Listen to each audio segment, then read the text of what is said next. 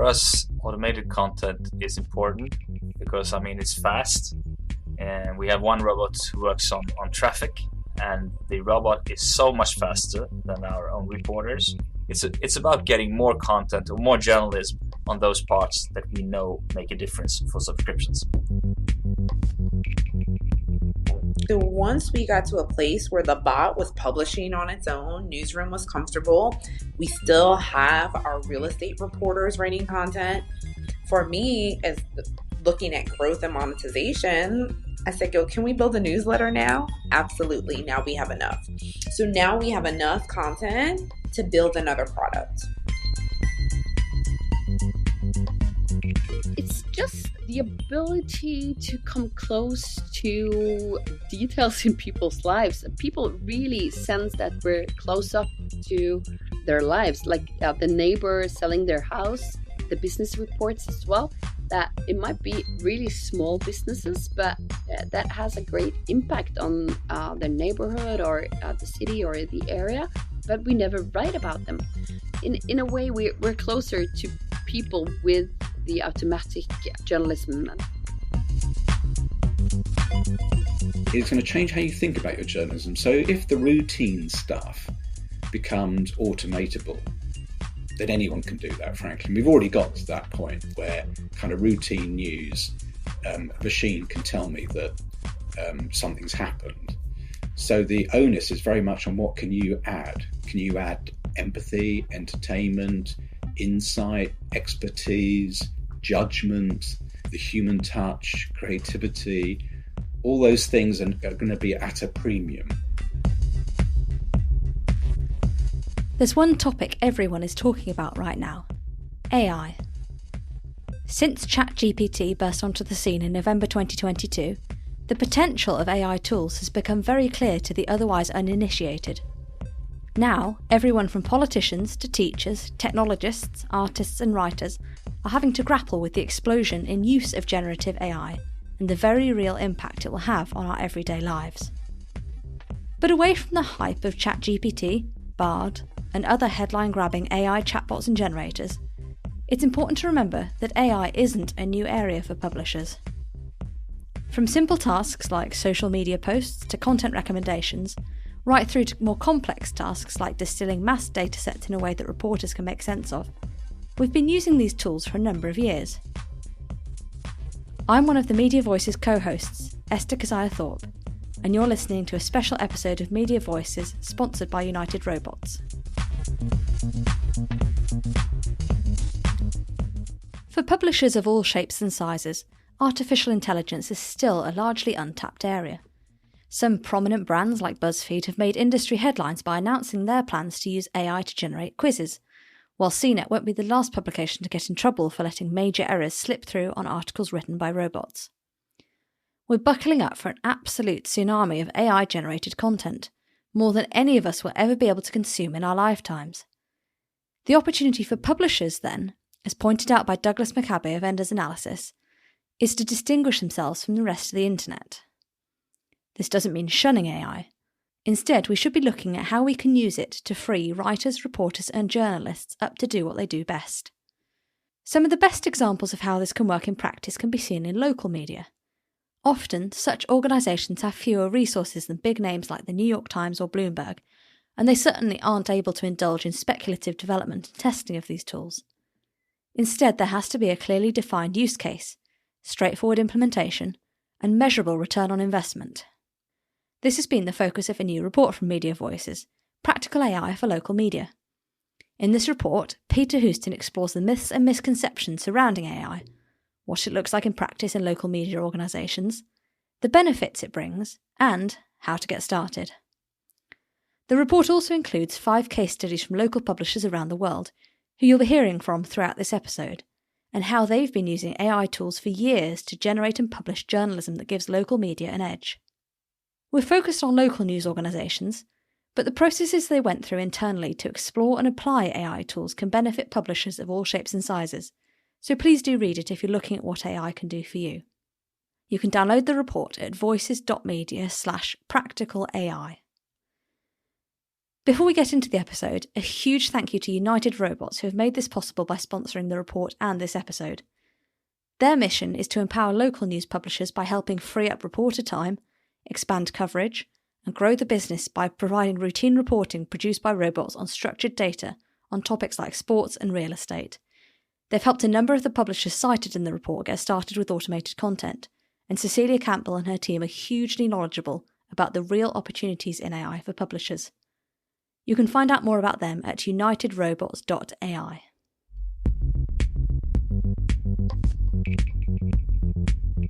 As with all new technologies, publishers need to be able to see firm use cases for AI that fit their businesses. There's a delicate balance to be struck here between chasing the next shiny new thing and being too slow off the mark to bring in tools that could genuinely be transformative to staff. In fact, with the rate of development, it could be argued that publishers simply cannot afford to ignore AI, as Cecilia Campbell of United Robots explains. I know that deploying AI and automation can seem like a daunting task for publishers. And I realize that some question the tech outright. But I honestly believe that the best course of action, as with any new tech that comes along, is for publishers to jump in, start testing, and most importantly, to try and be proactive about what they do. Get in the driver's seat and don't get left behind. You have much more to lose by doing nothing. But for something like AI, knowing where to start can feel like an impossible task. It's one that the team at the London School of Economics are helping to address through their Journalism AI project, which is a global initiative helping news organisations to use artificial intelligence responsibly. Professor Charlie Beckett is leading LSE's Journalism AI project and says that fundamentally, this is not a question of looking at AI as a type of technology, but rather a tool that can be used to solve common publisher problems. Well, if you think about it, when they invented the electric light bulb, everyone thought it was magic. And in fact, it was quite a very sort of, not simple bit of physics, but it was a very basic bit of physics. For us, it's not about the technology, strangely. We don't have technology teams that are creating completely new systems. We have got people who are trying to create product, if you like. They're trying to create tools. Or, very importantly, trying to see how that tech fits into a system. What's the system that you can have that will use that technology in an efficient and effective way? It's a tool. Sometimes you'll bodge a tool, you'll make it up, you'll adapt it. Sometimes you'll think of clever ways of using a tool that other people are using for a different purpose. But with journalism, we've been here before, right from the beginning with printing, right the way through to more recent, the shift to video and then digital and so on. Thinking about the mobile phone, you didn't need to know how it worked technologically to be creative and efficient about and adaptable about how you use those tools. And that's the bit that's obviously the proof of the pudding. In practice, most of the technology is actually relatively narrow forms of AI. But because they can operate at such speed and at such scale, and because now with ChatGPT they can, in a sense, teach themselves, they are able to do these basic tricks much more quickly. That doesn't make them magic, but it does have a kind of it can have a transformational impact on a particular problem, usually, rather than some sort of universal solution to all your woes as a newsroom. So for those publishers who have already taken the leap, what problems were they trying to solve and what benefits are they seeing from using AI? As part of this report, Peter Houston spoke to 5 local media organisations about their projects, the rewards they're reaping, some of the pitfalls, and most importantly, what advice they would give to other publishers about getting started. Cynthia DeBose is the Vice President of Audience Growth and Content Monetisation at McClatchy, a local news publisher in the United States. Their biggest challenge across the 30 markets they cover was consistent information gathering. So they started exploring the potential of AI to help with their real estate coverage, as she explains. So we started this journey 18 months ago. I can't believe it. It doesn't seem like that. We were looking at what were our audiences engaging with, what type of content. And a lot of that content had information at its core. And where were there opportunities? And the biggest one that jumped out was real estate, right? Like anytime we wrote about real estate, we saw an audience there. So then we started looking at opportunities to produce that type of content at scale. And structured data was available across all the regions, and that helped make it feasible. And so then we looked at real estate transactions. So our problem was, how can we get real estate information? And if you think 18 months ago, that everybody wanted to know, how much is my house? Can I get a house? What is selling? So if you thought about real estate information and trying to do this at scale, that was our issue. We couldn't do it fast enough. But being able to have the ability to scrape that information and build a bot that could report on that was important. And so for us, we still have real estate reporters. We have them in many of our markets, and they were reporting on issues. Two of our newsrooms, Charlotte Observer, Raleigh News and Observer, have an award-winning and in-depth investigation about private equity firms buying up single homes in North Carolina. That's what our journalists were reporting. And so we worked to develop a bot that could report on the transactions. Here's what sold this week in these zip codes. Here's what it sold for. And we've gotten to the point where now we have the most expensive or sometimes the cheapest sales that have happened in your area. Schibsted-owned Norwegian newspaper Stavanger Aftenblad knew that they were doing a good job of covering major sporting events. But they simply didn't have the resource to cover smaller matches. Deputy news editor Ellen Stuland says that was their starting point for exploring AI. Stavanger Aftenblad is the biggest newspaper in the Stavanger area, and we have one football team called Vikings, of course.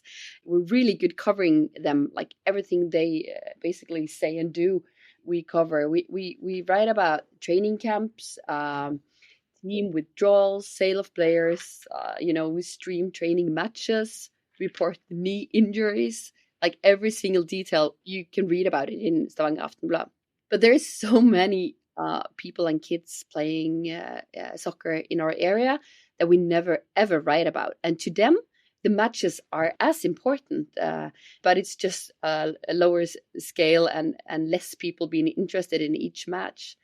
So that was kind of the start of the project. How can we take them seriously and make them feel that their hobby, kind of their everyday life, is a matter for the newspaper? And like most journalists, at least those I know, think that technology, or at least robot journalism, would be a threat to what they're doing, But this is really something we never would do to cover all those matches. So technology would be the only option for us, because we speak about, I think it's about around 10,000 players and like 7,000 matches every season. So there would be no chance for us to cover all this. So that was kind of the start of the idea. Audience needs are a core driver of these projects, as we'll hear more about later on. One of Sweden's largest local media groups, NTM, has been experimenting with AI since 2016, but they began looking more seriously at its use of AI in 2020 in order to supercharge their subscription focus, as their head of editorial development, Jens Pettersson, outlines. We are very subscription focused, and we've been doing a retake on that since we started charging for content in 2017, and we did a restart in 2020 where we initiated higher speed on this. And using robot text is one of the elements in that speed and that transition, because it makes it easier for us to publish the right content for the right reader in a higher tempo.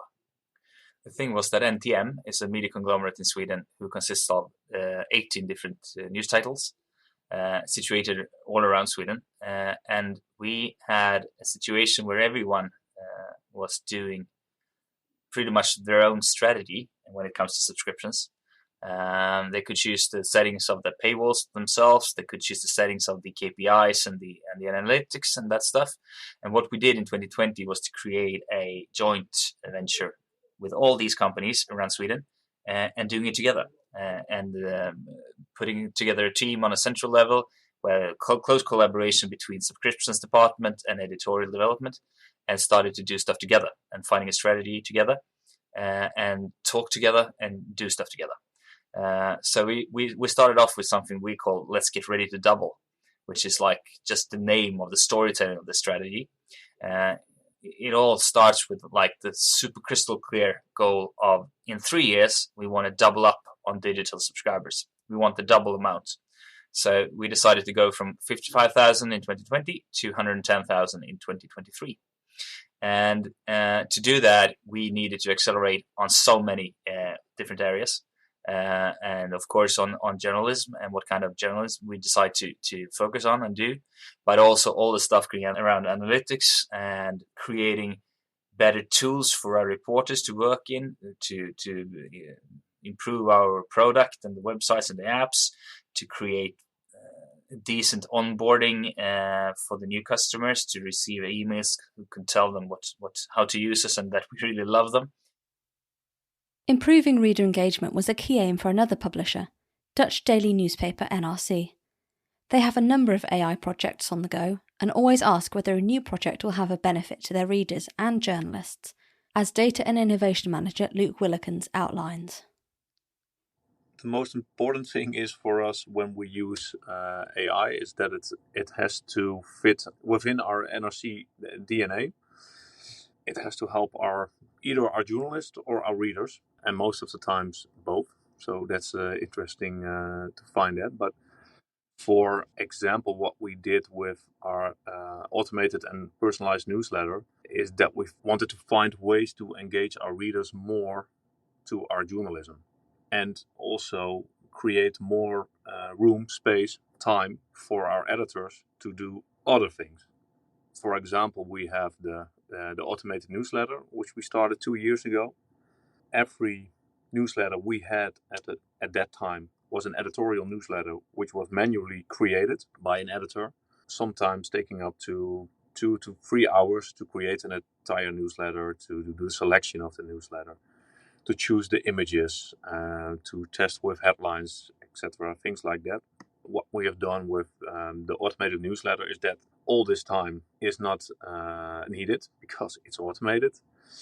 And next to that, we added a personalized layer to it, which also shows us that readers are more interested to click. They are reading more articles from a personalized newsletter at the moment than a newsletter which is picked by the editorial staff. The final person Peter spoke to is Joseph Hook, editor at Radar AI. Radar is not a publisher in the same way the others in this episode are. It started as a collaboration between Urbs Media and the Press Association in the UK, where Urbs Media had been experimenting with natural language generation technologies to write stories about the London boroughs. The Press Association helped them take the idea and use it on a national level across the UK, with the help of some Google News Initiative funding. We started out as a sort of test case, a free service for local publishers to see whether they would use stories that were written in this way. They did. They used it prominently. We saw a lot of front pages and things, so it was clearly an idea that there was enough there to work. Then after that, we became a sort of more traditional wire model. So we have subscribers across local paper groups in the UK, plus a couple of other things. The likes of MSN News use our content for some localized content, and they subscribe to our wire for a certain number of local authorities, and then they get stories we deliver specific to those local authorities. Now, Radar is a classic wire model driven by AI, with a small team of journalists helping provide local newsrooms across the UK with relevant stories. I'd actually say it is fairly traditional journalism. What we're doing is we're using the AI, if you like, the natural language generation, to localize that and make it a lot more personal. So the problem with a wire model is that it can be very difficult to make stories very specific to specific publications, especially on a local level. So they're good at covering things of national interest, and they're good at covering things.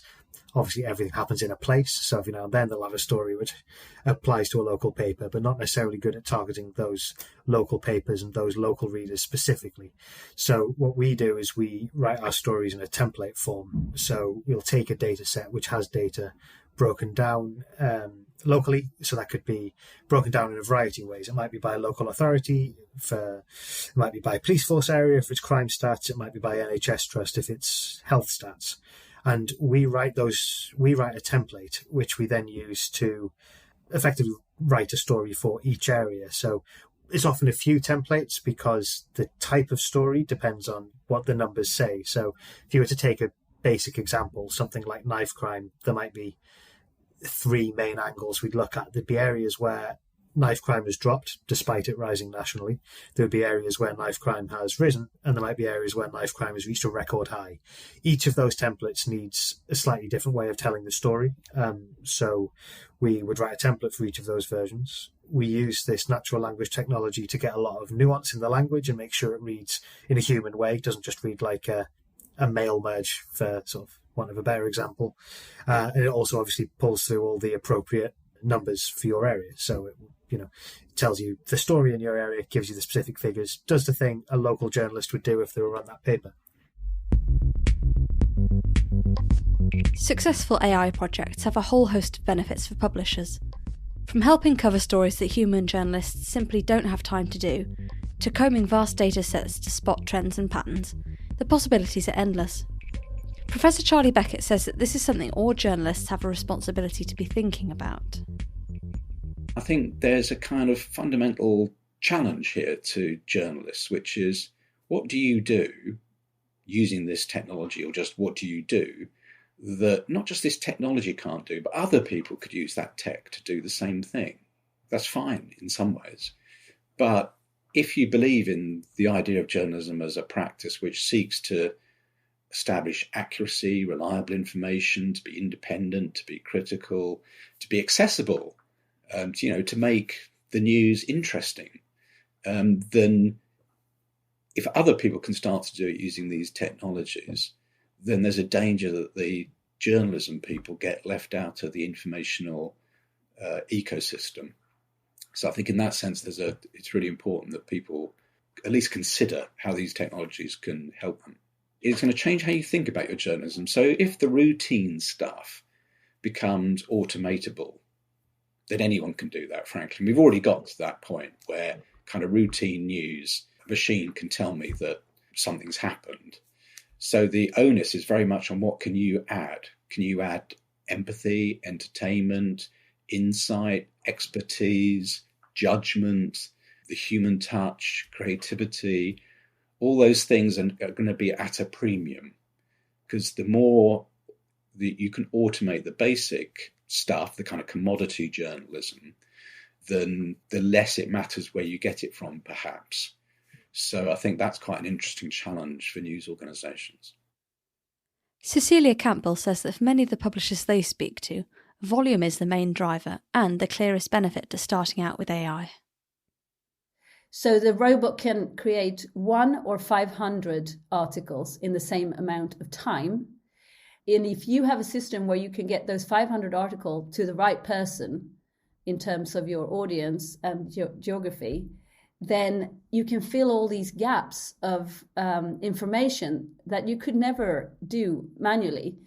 I mean, we have some clients in the States who choose just to do like the top 10 lists of the most expensive houses. And that's great, but they only get 20 articles a month. But some of them have understood that if I can send the neighborhood sales to that neighborhood, then that is going to drive engagement in small clusters, hyper-locally. So the volume is really key. NTM have seen the benefits of AI, especially in terms of speed of reporting. Now they see the tool as a co-worker, as Jens Pettersson explains. For us, automated content is important because, it's fast.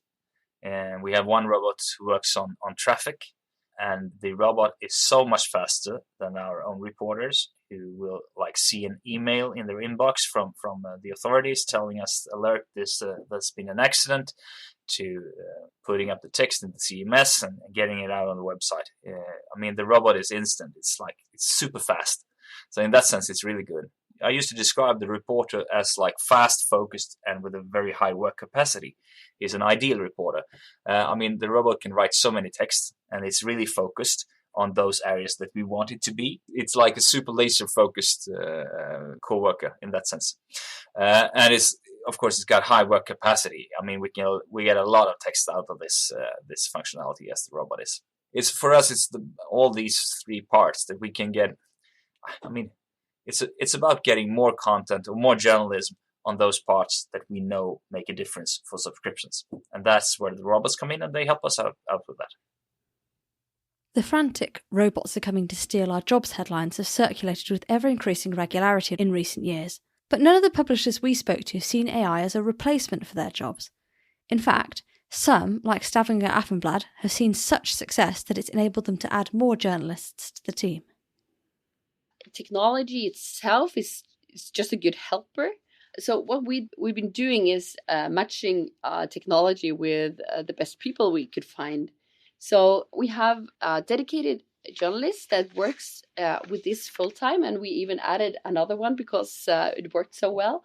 So we've been reaching out to all the football clubs, telling them that we would start this, and then following it up and making them able in an easy way to report when automatic articles are not correct. So kind of in the start, people would have fun with it every now and then, putting in that they won, 30-0. But at the end of the day, it's not that fun because there are players involved. There's a competing team. So we've been learning them how to do this in a good way, and that effort really turns out to be a much better product. Radar's Joseph Hook says that, especially for local publishers, automation provides an opportunity to get human reporters back out in their communities. I think there's a huge amount of value to be brought through automation. It can simplify processes, it can free up time, it can, on its basic level, in a local newsroom, it can do a lot of the stuff that ties people to their desks, freeing them up to go out and do getting out and meeting people that tends to be decried as something that's being lost a bit in journalism. So I think there's a lot of real hope for what it can do there, because you sort of had your period where local journalism was a bit more about that, and then people have found themselves a little more tied to their desks, and I hope that frees itself up again as more automation and better processes and allow you to not have to do that so much. So I think there's huge benefit to it there. Not only can AI reporting allow reporters to do other things, but it can provide pointers for journalists to dig deeper into. Jens noted that this happened with some of the alerts they've had at NTM.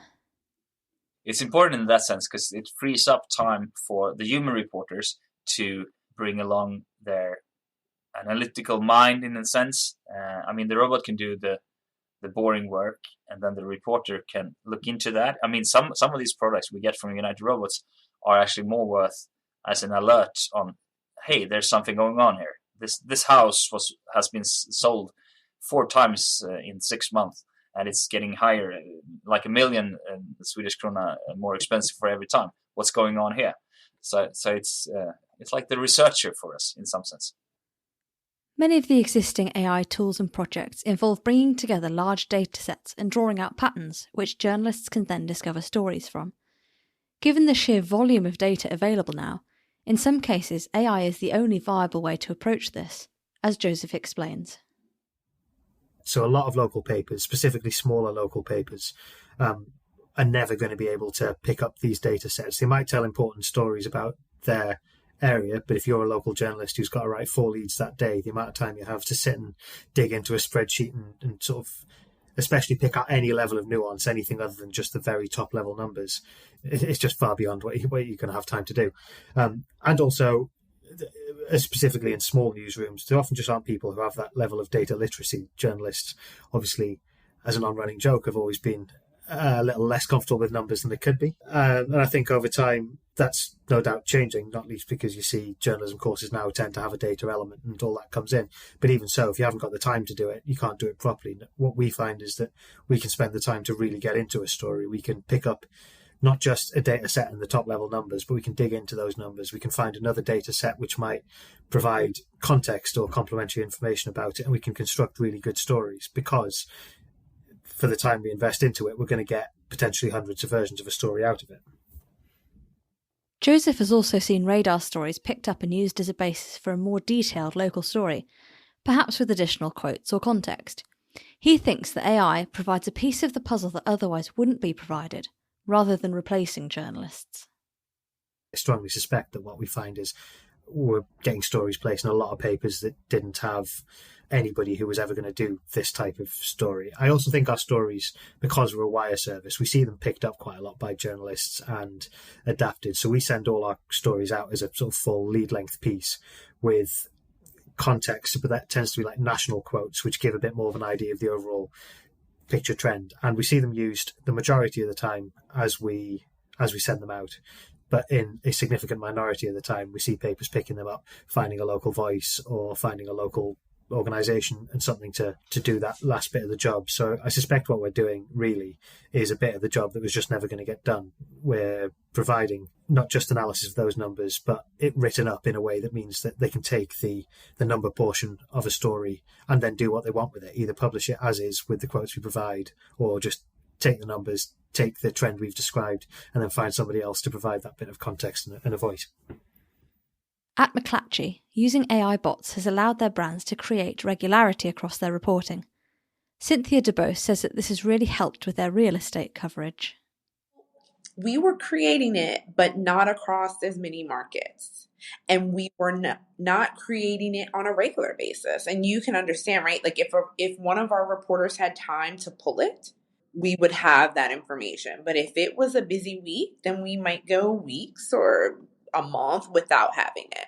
So the bot has allowed us to have regularity, and then of course at scale in markets where we didn't have even anybody pulling it when they could.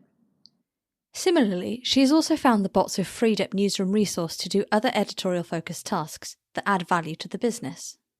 Once we got to a place where the bot was publishing on its own, newsroom was comfortable, we still have our real estate reporters writing content. For me, as looking at growth and monetization, I said, can we build a newsletter now? Absolutely. Now we have enough. So now we have enough content to build another product. And that's a product that advertising can go out and say, hey, we also have, real estate newsletters. It's a product that gets us more audience. People who might not typically sign up to receive information from us now want to receive this. We hear from a lot of real estate agents who have signed up, right? Like easy way to keep track. So that's one piece of it and how it helps me. It allows me to have enough content at my disposal to think about new products and new offerings. But we also started to see first-time visitors, which really got at the growth aspect. So we now estimate that 2/3 of our AI content readers are first-time visitors. So now we have an opportunity to drive them from that coverage deeper into our site, into our reporter created journalism, right? Into other news that they might not realize we have on there. So that it definitely helps with the growth piece because it allows us to reach people that typically might not come and interact with us. But Cynthia was also careful to emphasise that despite AI's benefits, they simply can't replace the work that humans do. For us, in actuality, the robots cannot take the place of a well-sourced and intelligent journalist. It just can't. As we worked during Hurricane Ian, so we built a hurricane bot, right? As Hurricane Ian came close to Florida, we launched that bot. And what it did was that it used AI to scrape the National Hurricane Center, quickly created an article with updates, weather/hurricane updates. That's not journalism, right? Our journalists reported evacuation, city preparedness, other efforts. That is journalism that cannot be replaced by a robot. After their initial football coverage test, Stavanger Aftenblad now has other robots working on real estate and annual reports from businesses in their areas. Ellen emphasises that this allows them to get closer to their audiences. It's just the ability to come close to the details in people's lives. People really sense that we're close up to their lives, like the neighbor selling their house. We have all the details about that house and also the whole neighborhood when a house is sold. And that's the thing about the business reports as well, that it might be really small businesses, but that has a great impact on their neighborhood or the city or the area, but we never write about them. So in a way, we're closer to people with the automatic journalism, and that's kind of a thing that I wouldn't think of that much before, but it's been really a great effect. But it's not all about simply increasing the volume of content. Stavanger Aftenblad are a subscription publisher, and Ellen has found that their coverage of local football matches has increased retention rates and subscriber conversions because they're now much more relevant. So the thing is that people opt in and buy a subscription to read one article maybe that they find interesting, and then they end their subscription because it's just this article or the follow-up article they wanted to read. So in my belief, it's kind of to promise the readers what we will serve them with. So here, our promise was to cover local football like it's Champions League, So we're kind of promising. It's an endless promise. So they just want to stick with us. So that ends up that the churn is just lower from the start. And before we started this, we could have critics saying that, you only cover professional soccer. Why don't you care about second division football? It's also important. And now we started this, and then people come to us say, why don't you cover junior hockey and junior handball like you do with soccer, So it's kind of a never-ending story of people wanting us to write about what their interest is. Strengthening subscriber relationships was a key aim for NTM's numerous automated content projects. They see an increase in relevant content as the best way to strengthen their 3 pillars, which in turn makes people more likely to stick with them. All of this surrounded like a storytelling on 3 pillars, you might say: value, relationship, and habit. We need to be crystal clear on what kind of value we bring to the customer when we charge them for the subscription. What do we give them for the money every month? But also an effort on strengthening relationship with the reader and the subscriber to come closer and become more human and like building bonds. So in that sense, making it more difficult to quit the subscription. They need to love us. And the habit is in itself like the mechanism behind subscriptions. I mean, if you can create a habit where you come back very often and use a lot of our content or read a lot of our articles, then you will probably end up having a longer lifetime as a subscriber for us. So Let's Get Ready to Double was like trying to just speed up on all these pillars at the same time and doing it together with all the companies and all the newsrooms. We have 390 journalists, and the power is so much stronger, larger, if we can make all these 390 do it the same way. Luke is also laser focused on the impact AI can have on subscribers at NRC. They are open with potential readers about the benefits AI can bring them as a subscriber.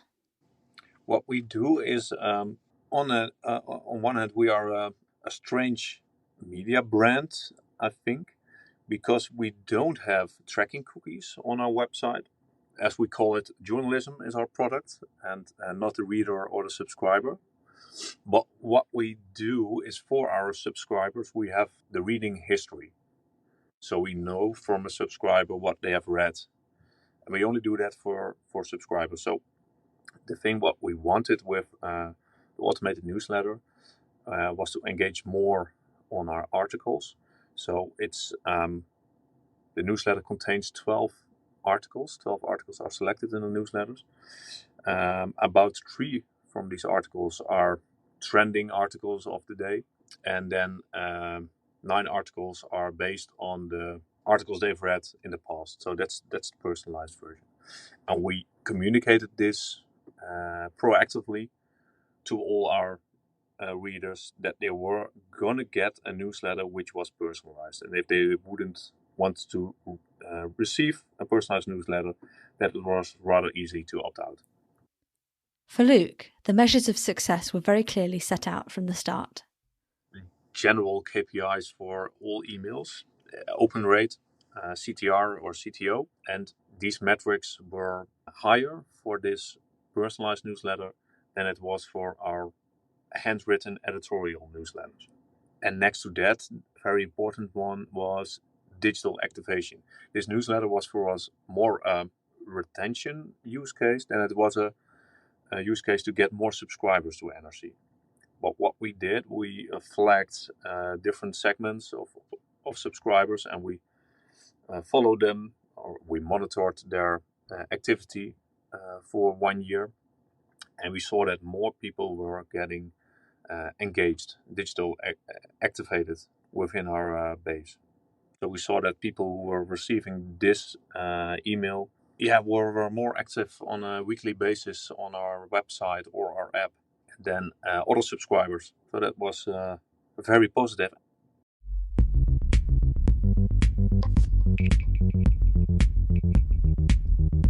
That's not to say all experiments with AI have been plain sailing.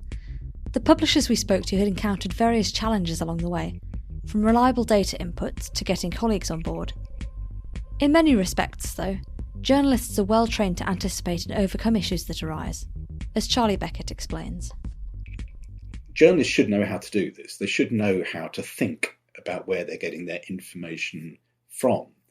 And in fact, they've shown themselves to be quite manipulable. You know, the PR industry and the propaganda industry of politicians, and indeed the rise of disinformation, often amplified by journalists themselves, shows that, you know, journalists need to do a better job. And AI, in some ways, can help them to do that as well.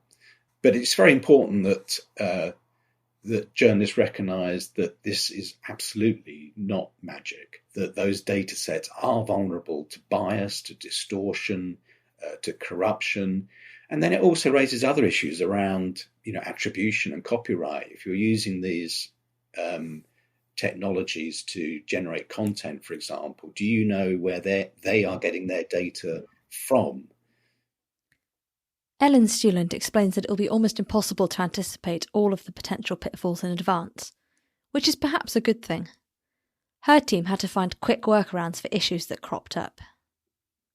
There's a lot of things that you never think of until you're there and realize you have a problem. For instance, there would be a lot of kids playing football that are not mentioned by name because they have certain issues in their family, or, you know, that their coaches never put their name in, or the database as such is that if you're under 13 years old, there will not be a name for the player. So those things, we had a lot of reports saying unnamed player scored a goal, and it doesn't really work. So then you have to find a workaround. Okay, so player number 13 scored a goal, or one of the the players in the blue color scored the goal. You know, you have to just combine technology with creativity. So I think that's for all startups. You don't know about all your problems before you start. I guess then you would never even start. Despite these hiccups, Stavanger Aftenblad was able to get its AI football content up to speed quickly. In fact, the reason many local Nordic publishers have been able to get ahead with AI content is because they are generally better regionally at data organisation. Ellen Stuland emphasises that without a good data set, projects like these can be very difficult. The thing is that crap in, crap out. So if you have a good base of data, that just solves everything, because then you just need to be very organized to make it a good product. But if the data is chaotic, then you will never succeed with these things, because there will be so many sources of misinformation, and our readers wouldn't rely on it if it was not correct. But the thing is, with this data we use in our football project, is that the input is from the team itself. It's not a professional putting the data in. So there are a lot of places this could go wrong, but we put a lot of effort in that, teaching people how to make good quality data. Regardless of the type of AI project a publisher is carrying out, human oversight and rigorous checks are vital, something CNET had to learn the hard way when errors were found in more than half of its AI-written stories at the start of 2023. Radar's Joseph Hook says that for their model, ensuring there are no mistakes is absolutely vital so that they aren't multiplied across the network. I guess the differences in our process come a little bit after that. We don't just sort of finish a story, stick it on the wire, because the risks are there that if we make a mistake, we're multiplying that mistake hundreds of times, which for admin reasons alone is a nightmare. So we have a bit more of a rigorous fact-checking or code-checking, I guess you could call it, process where, we do all the traditional copy checks and we sub stories and do all that stuff, but then we also make sure we spot check a few versions to make sure the numbers look right. We get somebody else who will understand the template that's been written, the code and the algorithms in there to go in and make sure that nothing's been set up in there to have unintended consequences and all that. So I'd say for us, the real difference comes in almost after the writing in how much sort of verification and checking we do, which means we're in quite a good position because we're doing probably more fact checking than people who wrote a story traditionally would do anyway. At McClatchy, getting journalists in the newsroom on board with setups, templates and checks actually helped win them over. Cynthia DeBose explains how empowering them to be the decision makers made them feel like partners in the process, not that they were being replaced.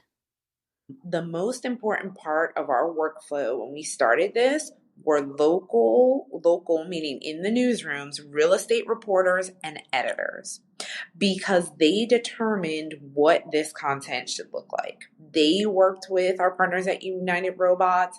They decided this is what the template should do. This is how the template should be set up.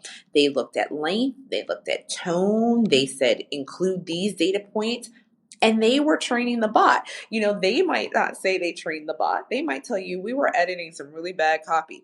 It would go off. It would come back.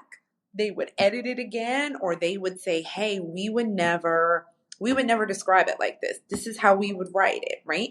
And they were the decision makers. And so we promised them, and we still do when we go into a newsroom, we will never publish this until you tell us this content is ready. And we always have the ability to pause or to go back in and edit. And so I think going in with that, with saying you are still the decision maker, you are training the bot, but you're really editing copy. I think those first few rounds, when they saw what came in, they realized like, oh yeah, this is not the same thing as what a reporter would bring in. And then that helped also because they sit next to the newsroom. And so anytime a colleague would say, oh, now they have robots, they'd be like, no, let me tell you, what I saw come in was nothing like what we can do. And so that was really important to us. It was important to have our newsrooms as a partner in that process and for us to be really transparent. And we were with them from the beginning. At NTM, Jens Pettersson says that AI hasn't revolutionised the newsroom, which has been reassuring in some ways, but they ensure staff have access to the data and numbers so that they can see the value being added, as well as what they can bring to the table as journalists. I think most people in newsrooms from the very beginning, 2016, were a little bit curious.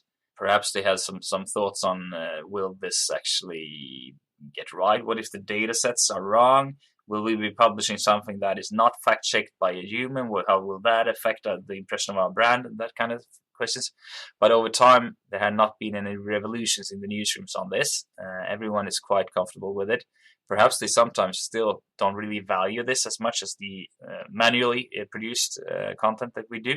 But the numbers don't lie. We can get a lot of readings from paying subscribers on robot text on real estate. And the human reporter might not even get on to the same level with their manually written text. And when you put into that fact with the numbers in the analytics dashboard, it's hard to argue that you should remove the robot. Instead, you need to focus on what can I do as a journalist in this newsroom different to come up on the same level. Yeah. Before we get into the next section on advice for publishers looking to get started in AI, I wanted to end this part by hearing from Charlie Beckett. He has a strong word of warning for publishers who might be considering using AI to boost traffic, and says that this cannot be a race to the bottom. This technology, if you look outside of the news media, it's massive, and it's going to have a huge impact, and there's huge amounts of investment going into it. But there are also huge risks. We know all about that, about the discrimination, for example, and people using it for bad reasons, to try and control you and so on. So again, it's really important that the news media doesn't make mistakes. We can use this tech to create clickbait. We can use this tech to spread a load of shallow, crappy journalism around the world very easily in different languages and so on. Well done. If that's what you want to do as a news organisation, then good luck to you. But we can also use it in much more interesting ways that sort of affirms and supports the good journalism at a time when it's incredibly needed right around the world.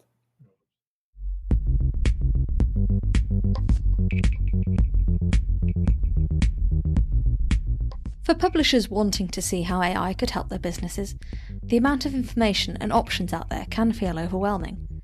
We asked each of our interviewees what advice they would give to other publishers on getting started. Cynthia DeBose at McClatchy says to look at where the data tells you have gaps and let that guide you. Cool. Well, first, I would tell you don't get caught up in all the hype around AI, right? Because it can be overwhelming.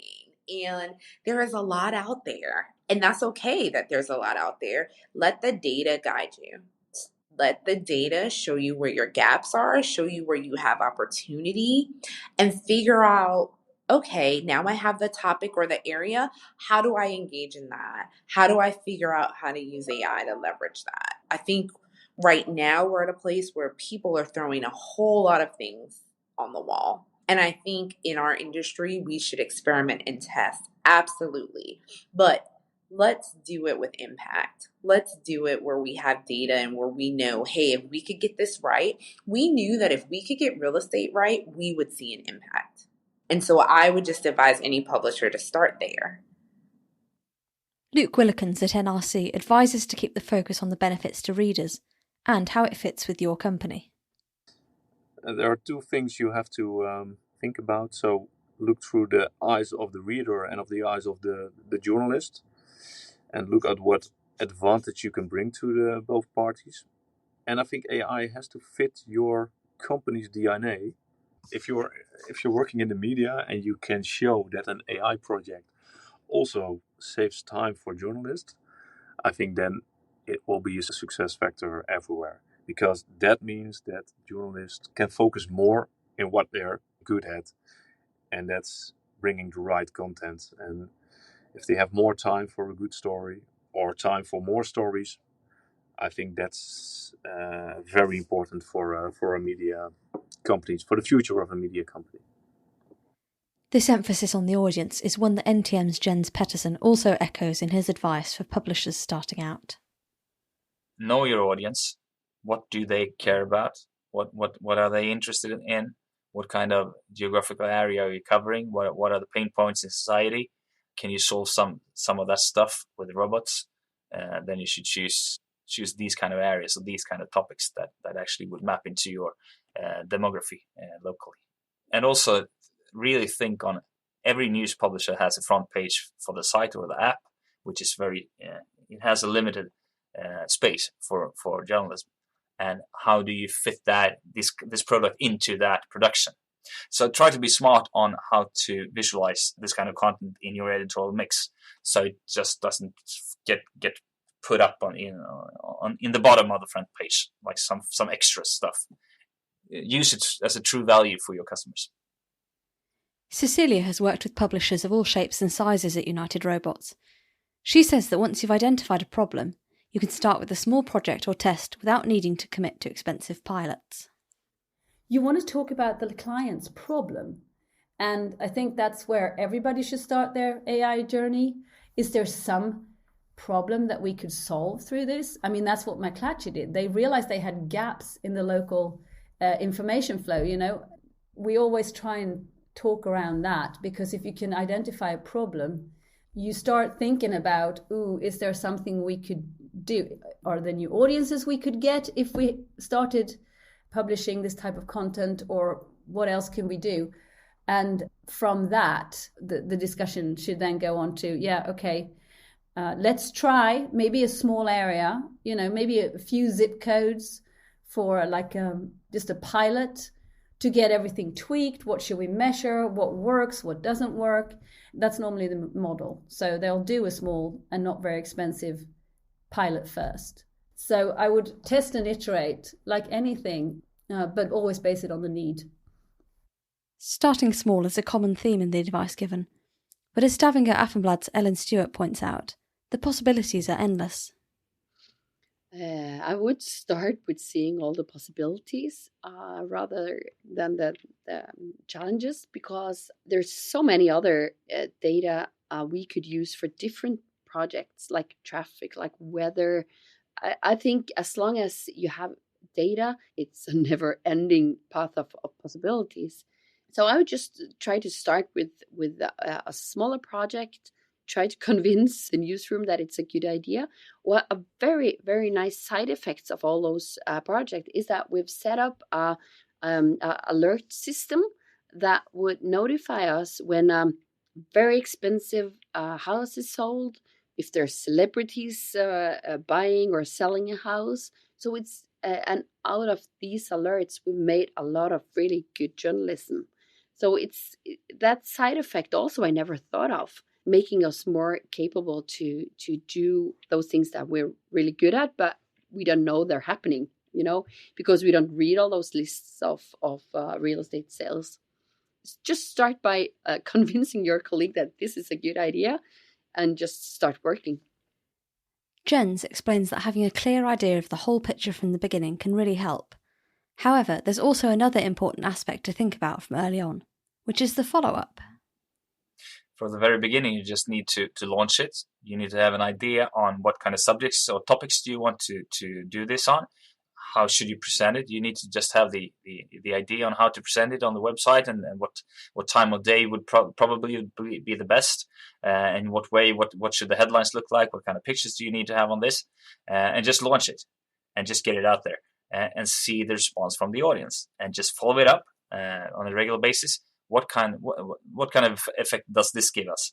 Okay, if we change this, if we, instead of having Google Maps pictures from the space looking down on I don't know how you should describe them. If you switch these kind of pictures and instead focus on pictures taken of the actual house, does that improve the reader's reception of these? Do we get more reading on this?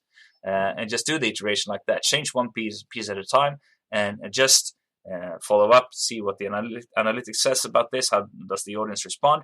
If they respond badly, change it back to the other one and try a new one. So for us, I think that is the best part. Just trying to do it like that. Cecilia emphasises how important it is to think about KPIs early on.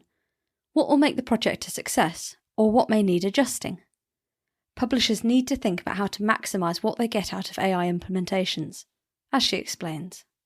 This is content that you know is going to come, so you can plan your business around it. Like, you're going to have all these house sale texts. Maybe you can, and this is what they've done at Bergens Tidende in Norway, for example. They set up a whole vertical around home sales, which is just populated with that stuff. And you could add other things related to homes and living, and then you could charge more for advertising on that vertical, because it's going to be people who are interested in that topic, so you can have a premium on that inventory. And with the automation, then there is going to be a bulk of new stuff coming in all the time without any editorial resources really being put towards it. So you have to think the whole way through. How can we maximize what we get out of this? One mistake that some have made is, somehow they think that built into this is the success of the traffic or whatever. So you switch it on and leave it. You can't publish and leave. You have to treat it like any content. You have to set up KPIs, you have to measure, you have to promote. All of that is super important. Professor Charlie Beckett has a word of warning for those who might get overexcited about AI and look to implement it without clear use cases and KPIs. He argues that we're in a time of accelerated adoption, and that publishers should exercise caution in how they approach AI. When you think about, why does technological adaptation happen in newsrooms? Because it's quite difficult, takes money, takes new skills, perhaps new people, and it takes a new strategy. So you're drowning in just doing your normal news work, and then somebody comes along and says, hey, there's all this new technology. So what motivates people? Well, one of them is that you get pioneering people coming into your newsroom. They kind of infect the organisation with this enthusiasm. And the other way is that the boss of your organisation suddenly notices that his rivals or her rivals are using these technologies and they're doing rather well out of it. So that sounds a bit cynical, but that's how it's happened. And that's what's happening with us. We're increasingly, we work with those pioneers, the people who we help them to go back into their newsroom with the resources and the argument, if you like, for the best use and the most responsible use of these technologies. So they're more convincing. And we're also increasingly getting people in more leadership positions who are saying, how do I have a strategy for this? And they're actually doing it as well. I think when we started 4 or 5 years ago, it was much more of a kind of emergent, marginal thing, something that other people were doing. And now I think it's gone mainstream. So yes, I do think that we're right in a minute at the moment of accelerated adoption. And that's always a dangerous time in a way. You mustn't just get on the bandwagon in a haphazard way. You don't just jump aboard because you're panicking. It still requires thought. Why are you doing it in the first place? Is AI really the solution, or is your problem solved better in different ways? And then thinking, are you going to stick with it? Have you got the people there that can review what you're doing, who can maintain the systems or tools that you're using? And ideally, can you actually come up with either products or outcomes from these technologies that's going to add to your journalism?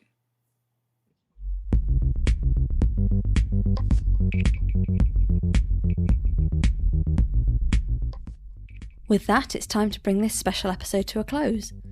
We'd like to extend our special thanks to McClatchy's Cynthia DeBose, Radar's Joseph Hook, Stavanger Aftenblad's Ellen Stuland, NTM Group's Jens Pettersson, and NRC Media's Luke Willikins for speaking to us about how they've been using AI in their newsrooms. A huge thanks also to LSE's Professor Charlie Beckett and United Robots' Cecilia Campbell for taking the time to provide valuable additional context and experience to this episode.